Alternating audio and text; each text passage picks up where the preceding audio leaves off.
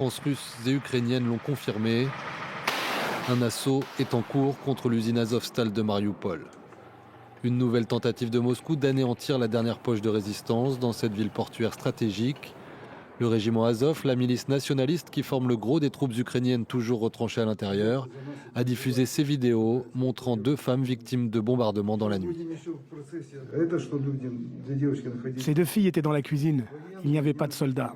Il n'y avait pas de membres d'Azov. On se préparait pour l'évacuation. Le cauchemar se poursuit donc pour environ 200 civils, toujours abrités dans les sous-sols du complexe métallurgique, selon le maire de Mariupol. Il estime à 100 000 le nombre d'habitants encore présents dans le reste de la ville, aux mains des Russes depuis la mi-avril, soit le quart de la population d'avant la guerre. Et s'ils ne vivent plus au rythme des bombardements et peuvent désormais ressortir à l'air libre, leurs conditions de vie sont plus que précaires. Plus d'eau, d'électricité ou de lignes téléphoniques, la quasi-totalité des immeubles détruits. Face à la détresse de la population, les séparatistes du Donbass, qui ont pris le contrôle de la ville, promettent des jours meilleurs.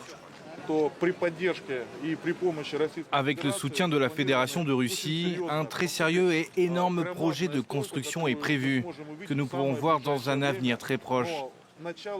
Mais il commencera dès que le problème avec Azovstal et les nationalistes sera entièrement résolu.